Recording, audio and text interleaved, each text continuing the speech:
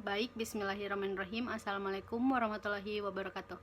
Yang terhormat, Ibu dosen mata kuliah dasar kependudukan, serta teman-teman sekalian yang saya banggakan.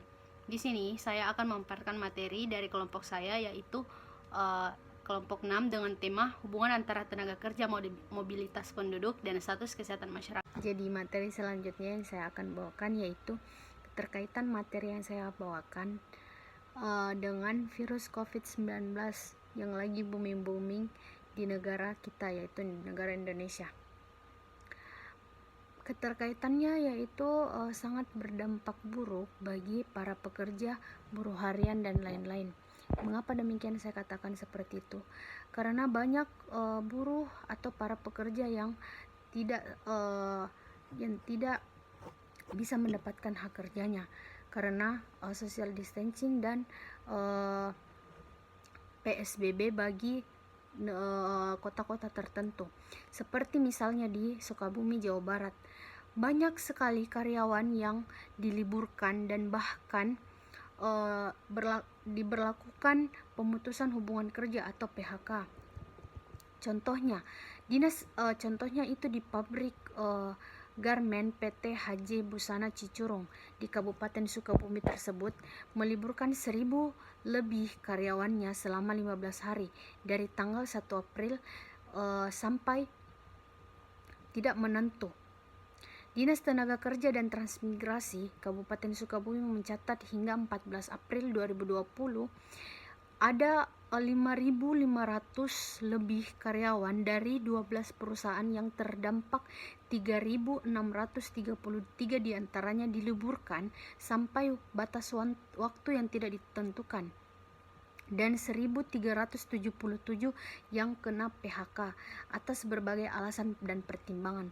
Di sini bisa dilihat bahwa virus COVID-19 ini sangat berdampak bagi para. Jadi dapat disimpulkan bahwa tema yang saya bawakan yaitu hubungan antara tenaga kerja, mobilitas penduduk, dan status kesehatan masyarakat sangat-sangat berkaitan dengan virus corona. Mengapa demikian? Karena ketika virus ini muncul, bahkan membooming di Indonesia sendiri, pasti sangat-sangat merugikan bagi para pekerja atau buruh.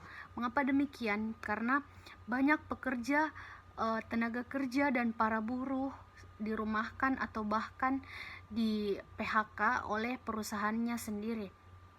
Maka dari itu pemerintah harus memberikan konsekuensi yang sebanding dengan perusahaan tersebut, karena banyak karyawan yang tidak bekerja dan bahkan menjadi pengangguran. Hal ini juga menyebabkan tingkat pengangguran di Indonesia sangat melambung tinggi. Terima kasih, mungkin itu saja yang dapat saya sampaikan. Kurang dan lebihnya mohon dimaafkan. Wabillahi taufiq wal hidayah. Wassalamualaikum warahmatullahi wabarakatuh. Saya Dwi Afika. Dalam beberapa menit ke depan saya akan menyampaikan mengenai pengaruh COVID-19 terhadap mobilitas penduduk, tenaga kerja, serta status kesehatan masyarakat. Pada manusia, beberapa virus corona diketahui menyebabkan infeksi pernafasan yang bervariasi mulai dari flu ringan sampai kepada penyakit serius seperti MERS dan SARS. Nah, coronavirus yang paling terakhir ditemukan menyebabkan penyakit COVID-19. Gejala umum COVID-19 adalah demam, lelah, dan batuk ringan. Di tengah-tengah terjadinya wabah COVID-19, banyak hal yang merugikan bagi masyarakat, terutama kelemahan ekonomi. Nah, baik, langsung saja. Salah satu dampak COVID-19 terhadap tenaga kerja, ada 16.000 tenaga kerja di PHK di DKI Jakarta. Langsung saja kita lihat video berikut ini. Sebanyak 16.000 lebih pekerja di DKI Jakarta terpaksa mendapatkan pemutusan hubungan kerja atau PHK akibat dampak ekonomi yang ditimbulkan oleh pandemi virus corona. Kepala Dinas Tenaga Kerja dan Transmigrasi DKI Jakarta, Andriansyah, mencatat sebanyak 16.065 pekerja atau buruh telah terkena PHK dan 72.770 pekerja dirumahkan tanpa upah. Angka ini didapatkan sehingga dimungkinkan angka tersebut akan terus bertambah.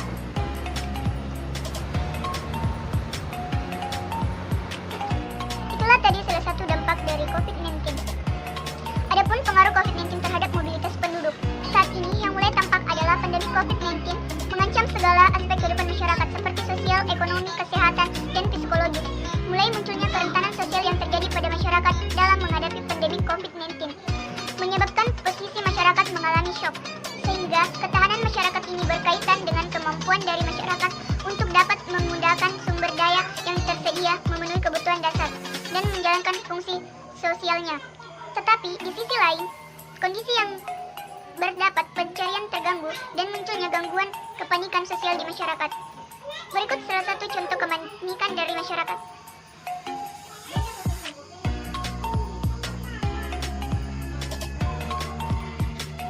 Seberapa pentingkah kerentanan sosial ini di tengah pandemi COVID-19? Kerentanan sosial dapat membawa munculnya tindakan-tindakan masyarakat yang bersifat negatif seperti apatis, kriminal, serta tindakan irasional lainnya. Baik, adapun pengaruh COVID-19 terhadap kedaruratan kesehatan masyarakat. Berdasarkan Undang-Undang Nomor 6 Tahun 2018 tentang kekarantinaan kesehatan atau pembatasan sosial berskala besar merupakan respon dari status kedaruratan kesehatan masyarakat.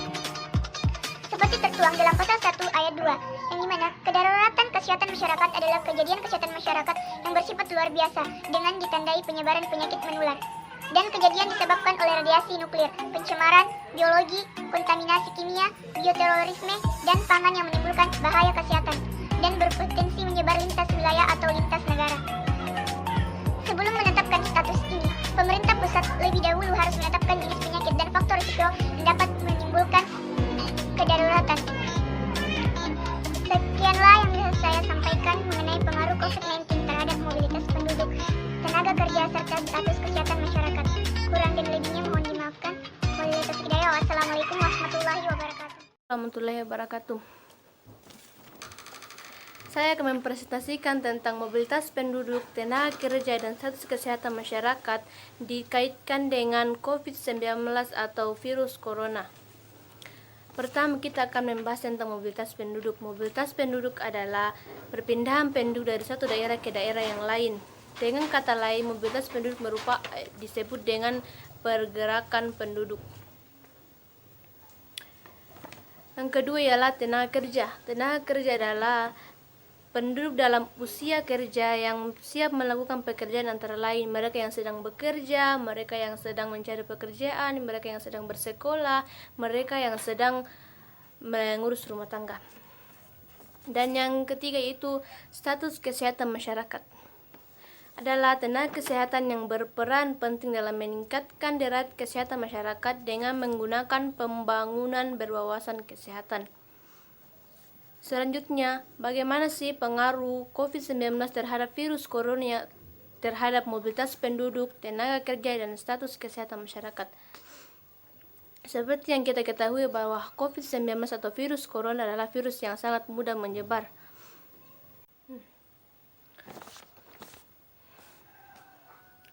Pertama itu kita akan membahas tentang pengaruh virus COVID-19 terhadap mobilitas penduduk. Mobilitas yang tinggi dapat mempengaruhi peningkatan penyebaran COVID-19. Kita ambil contoh dari daerah Jakarta.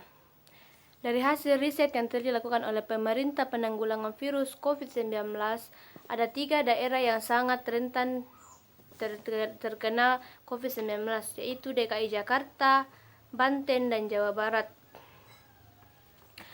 Hal itu diakibatkan karena daerah tersebut memiliki tingkat mobilitas tinggi dan kepadatan penduduk dan kualitas cuaca yang buruk. Lalu lintas penduduk yang tinggi membuat daerah tersebut menjadi rentan terhadap penyebaran COVID-19. Akibat dari tingginya mobilitas penduduk tersebut, daerah-daerah tersebut berpotensi melalui tekanan pada anggaran kesehatan dan fasilitas kesehatan publik, terutama pada saat pandemi corona. Yang kedua yaitu pengaruh COVID-19 terhadap tenaga kerja dan status kesehatan masyarakat, di mana yang kita ketahui bahwa COVID-19 dinyatakan sebagai penyakit berisiko yang dapat menimbulkan kedaruratan kesehatan masyarakat. Karena adanya pandemi COVID-19 yang mempengaruhi kesehatan masyarakat, hingga kini banyak perusahaan-perusahaan yang telah ditutup sehingga banyak masyarakat yang kehilangan pekerjaan. Ini menyebabkan sektor ekonomi masyarakat menjadi menurun. Pertumbuhan ekonomi masyarakat menjadi lambat. Lambatnya pertumbuhan ekonomi di tengah COVID-19 COVID-19 ditandai dengan kondisi lingkungan eksternal dan melemahnya permintaan dalam negeri, serta menurunnya sistem bisnis dan ke konsumen. Bismillahirrahmanirrahim. Assalamualaikum warahmatullahi wabarakatuh.